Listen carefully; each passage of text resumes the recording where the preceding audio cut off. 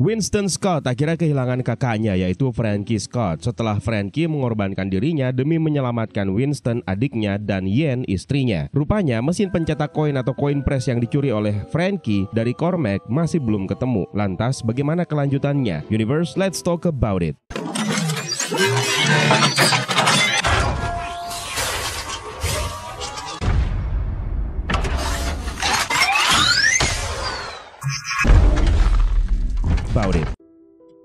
Ini adalah video pembahasan The Continental episode kedua. Dan seperti biasa sebelum kita mulai kita harus kasih spoiler warning terlebih dahulu buat kalian yang belum pernah menonton series yang satu ini. Untuk mengingatkan, The Continental sendiri adalah series spin-off dari John Wick yang menceritakan masa lalu Winston Scott, sang manajer dari The Continental. So, langsung saja kita bahas kisah selanjutnya.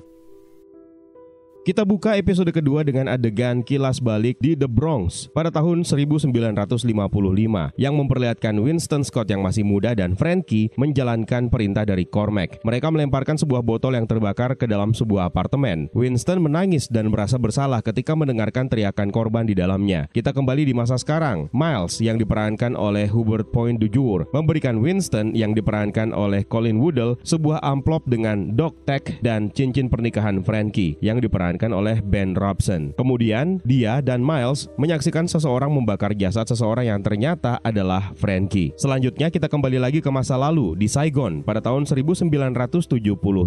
Seorang pria sedang merakit sebuah bom di tubuh Yen yang diperankan oleh Nung Kate. Dia berbicara tentang kehormatan dan bagaimana dia memiliki hak istimewa untuk membuat pengorbanan terakhir sebelum meledakkan dirinya sendiri. Yen kemudian masuk ke dalam sebuah klub yang mungkin menjadi targetnya. Untungnya bom yang melekat di tubuhnya tidak meledak. Yen kemudian melihat Frankie dari jauh yang kemudian tersenyum kepada dirinya dan dia pun membalas senyum tersebut. Kemudian kita melihat Yen tertidur setelah kena tembakan dalam episode sebelumnya. Sementara itu, Lou yang diperankan oleh Jessica Elaine menangkap seorang pria yang sedang memasang mesin rokok di tempat latihan karatenya. Dia memberikan pelajaran kepada pria tersebut dan teman-temannya. Salah seorang pria yang dikenal sebagai Orphan Master yang diperankan oleh Dan Lee terkesan dengan kemampuannya. Namun, dia dengan tegas menjelaskan bahwa setiap lokasi bisnis di lingkungan ini akan memiliki mesin rokok. Kemudian Katie yang diperankan oleh Michelle Prada memberitahu Mayhew yang diperankan oleh Jeremy Bobb bahwa dia ingin mengejar pembeli yang dia lacak sampai ke Continental. Namun Mayhew berusaha untuk mencegahnya. Ketika Katie menerima panggilan telepon yang mengungkap tentang identitas pembeli tersebut, Mayhew menguping. Katie mengetahui bahwa pembelinya ternyata adalah Frankie dan dia sudah mati. Di Burton Karate, Winston, Lou, Miles, dan Lemmy yang diperankan oleh Adam Shapiro berdiri di depan urna Frankie. Sebelumnya, Winston menemukan bahwa Frankie membawa kotak koin press milik Cormac yang ternyata kosong dan berisi ejekan untuk Cormac. Jadi, di mana Frankie menyembunyikannya? Itulah masalahnya. Winston ingin melacak barang berharga milik Cormac ini dan menjatuhkannya dari jabatannya. Winston memang sangat ingin membunuh Cormac, sehingga ada orang yang lebih baik yang bisa menggantikannya untuk mengoperasikan Hotel The Continental. Awalnya, geng tersebut kelihatan ragu untuk bergabung dalam misi ini. Namun pada akhirnya mereka semuanya setuju. Yen kemudian muncul dan bertanya di mana Frankie. Lalu kemudian melihat urna dengan cincin pernikahan yang masih terpasang di sana dan matanya pun berkaca-kaca. Dengan marah, Yen akhirnya mulai menghadapi semua orang di ruangan tersebut. Dia hampir mengalahkan Winston, namun yang lainnya berhasil meredakan amarah Yen. Sementara itu, Katie mengunjungi ruang mayat di mana seharusnya jenazah Frankie berada. Dia menginterogasi salah satu petugas untuk mendapatkan informasi tentang siapa yang mengambil mayatnya Frankie. Pekerja itu pun akhirnya menggambarkan sosok Miles, Winston, dan mobil van yang digunakan oleh Miles. Di Continental, Cormac yang diperankan oleh Mel Gibson menerima seorang tamu, yaitu adjudicator yang diperankan oleh Kathy McGrath. Adjudicator mengancam Cormac sambil mengatakan akan ada konsekuensi jika dia tidak menemukan apa yang seharusnya ada di coin press dalam waktu 3 hari. Adjudicator kemudian melepaskan topengnya dan menyicipi makanan. Berdasarkan reaksinya Cormac, penampilan adjudicator sendiri tanpa topeng sepertinya akan mengejutkan. Kemudian Winston, Miles, dan Lou mencoba untuk mengumpulkan tim saat mereka merencanakan untuk masuk ke The Continental. Lou dan Miles mengungkap bahwa seorang teman dari almarhum ayah mereka masih aktif yang merupakan seorang pembunuh bayaran yang bernama Jenkins yang diperankan oleh Ray McKinnon. Dia pernah melenyapkan seorang pelaku pelecehan seksual dengan keahlian menembak jitunya. Kembali ke New York, Ronnie yang diperankan oleh Chris Raymond dan anaknya bergegas bersembunyi ketika Gretel yang diperankan oleh Marina Mazepa dan Hansel yang diperankan oleh Mark Musashi alias alias The Twins tiba untuk mencari barang milik Cormac di dalam trailer. Sayangnya, setelah menggeledah lokasi tersebut, mereka tidak menemukan apa-apa. Sementara itu, Miles mampir ke apartemen milik Jenkins. Jenkins kemudian bertanya kepada Miles apa yang sebenarnya terjadi. Setelah mengetahui tentang misi Miles dan kru untuk membunuh Cormac, Jenkins tentu saja bersedia untuk bergabung dan Miles menerimanya. Sementara itu, Winston mencoba untuk bertemu dengan Maisie yang merupakan satu-satunya bos kriminal di New York City yang tidak dikuasai oleh Cormac. Dia percaya bahwa Maisie ini bisa menjadi anugerah dalam melaksanakan misi berbahaya mereka. Sementara di ruangan bekas teater, Yen bertemu dengan beberapa orang suruhan Cormac yang dikirim untuk mencari barang-barang yang dicuri oleh Frankie. Untungnya, Yen bisa membunuh mereka semua. Setelah bertemu dengan Maisie palsu, Winston kemudian bertemu dengan Maisie yang asli yang sebenarnya diperankan oleh Zainab Jah. Winston mencoba untuk meyakinkannya dan krunya untuk bergabung dengan tim yang dibentuk oleh Winston ini. Maisie mengungkap bahwa dia tidak menginginkan kompensasi finansial, dia hanya menginginkan cinta. Ini membuat Winston kebingungan. Di Continental, Cormac berdoa di gerejanya, sementara Sharon yang diperankan oleh Ayomide Adegun, Twins, dan juga kru yang lainnya duduk di belakangnya. Cormac mengungkap bahwa jika dia gagal untuk mendapatkan barang-barang yang dicuri oleh Frankie, maka Cormac akan membawa mereka semua jatuh bersamanya. Winston sendiri akhirnya kembali ke Burton Karate, di mana Miles dan Jenkins merencanakan langkah-langkah berikutnya. Yen kemudian masuk dengan membawa peta Continental yang telah digambarkan oleh Frankie yang kelihatan cukup rumit. Pada malam itu juga di tempat lain, Katie bertamu di rumahnya Mayhew yang sedang asik bermain bersama dengan anak dan istrinya. Katie menuntut agar dia diberikan izin untuk melanjutkan penelusuran Frankie. Kalau tidak, dia mungkin akan memutuskan untuk ikut bermain Twister bersama dengan istri dan anak-anaknya Mayhem yang kelihatan seru. Balik lagi ke Yen yang menemani Miles dalam misi mereka. Dia akan menjadi driver penyelamat. Sebelum Miles melakukan tindakan apapun, Miles bercerita tentang pengalamannya bertugas dalam perang Vietnam bersama dengan Frankie. Cerita yang sangat menyentuh hati yang membuat Yen akhirnya menangis. Ketika mendapatkan sinyal untuk beraksi, sayangnya rencana Miles gagal total sehingga dia dan Yen segera kabur. Di sisi lain kota, Sharon duduk di rooftop hotel bersama dengan Thomas Kane yang diperankan oleh Samuel Blankin, pemain selonya Cormac. Kita mendengarnya memainkan alat musiknya untuk Cormac dalam adegan makan malam bersama dengan adjudicator. Thomas mengetahui bahwa Sharon sedang menulis surat kepada ayahnya. Thomas memberitahu Sharon mengenai dia diterima di sekolah musik di Irlandia sambil mendesak Sharon untuk pergi bersama dirinya. Thomas merasa Sharon ini pantas untuk mendapatkan hal yang lebih baik daripada bekerja untuk Cormac selamanya. Sementara Sharon sendiri bersikeras kalau dia berbahagia di Continental. Sementara itu, Sharon dan Thomas sedang diintai oleh Winston dan Jenkins yang berada di bangunan yang lain. Jenkins membidik mereka berdua. Winston dan Jenkins juga membahas mengenai lampu merah di hotel tersebut yang jika dihidupkan berarti pembunuhan bisa dilakukan di tempat tersebut. Sharon kemudian menerima surat dari ayahnya yang membuatnya gelisah. Dia membacanya di sebuah toko rekaman. Ketika dia bangkit dan pergi, Lou diam-diam mengambil surat tersebut dan memberikannya kepada Winston. Mayhew sendiri mencari sesuatu di apartemen Katie ketika Katie sedang keluar. Pindah ke tempat lain lagi, di luar Burton Karate, Lou mengejar seorang anak yang memecahkan jendela dojo tersebut dengan batunya. Ini membawanya bertemu kembali dengan Orphan Master. Kali ini dia melawan anak buah Orphan Master dan berhasil mengalahkan mereka dalam hitungan menit. Orphan Master pun akhirnya duduk bersama dengan Lou sambil menunggu pesanan makanan mereka, yaitu ceker ayam, sambil bercerita tentang arti ceker atau kaki ayam dalam kultur mereka masing-masing. Percakapan itu berubah menjadi rasis. Lalu kemudian Orphan Master mengingatkannya bahwa setiap tempat di lingkungan itu akan memiliki mesin rokok, dan ketika dia kembali ke dojo, Lou akhirnya melemparkan mesin rokoknya keluar. Sementara itu, Winston dan timnya mengosongkan sebuah bus sambil menyisakan Sharon yang ada di dalamnya. Winston membujuk Sharon untuk bergabung dengan mereka. Winston percaya dia bisa menawarkan sesuatu yang lebih baik untuk Sharon. Artinya, Winston adalah orang kedua yang mencoba untuk membujuk Sharon keluar dari kendali Cormac setelah sebelumnya dilakukan oleh Thomas. Di Hotel Continental, Cormac tiba-tiba memanggil Thomas untuk memainkan selonya sambil berkhotbah tentang pentingnya loyalitas. Thomas memberitahu Cormac tentang loyalitas Sharon yang teguh dan tidak tergoyahkan dan tidak akan pernah meninggalkan Cormac. Dan ketika Thomas sedang memainkan selonya, Cormac mendekat dari belakang dan kemudian membunuh Thomas dengan menggunakan tongkat golf. Ini merupakan adegan yang paling brutal yang disajikan di episode kedua. Kabar ini tentunya sampai kepada adjudicator yang mendapat laporan bahwa Cormac telah membunuh di dalam hotel, yang mana itu tentu saja adalah sebuah pelanggaran besar. Sharon sendiri akhirnya kembali ke hotel lalu menjelajahi ruangan dan menemukan jasad Thomas. Cormac turun tangga sambil menjelaskan bahwa dia harus membunuh Thomas karena ketidaksetiaannya. Cormac kemudian menuduh Thomas mencoba untuk mencuri Cherun darinya. Cherun pun mengungkapkan rencana Winston untuk menyerbu Continental dan membunuh Cormac. Cormac pun akhirnya mengungkapkan pilihannya untuk musisi pengganti Thomas di The Continental, dan dia adalah ayahnya Cherun yang merupakan seorang pemain biola, dan Cormac berniat untuk membawanya ke Amerika.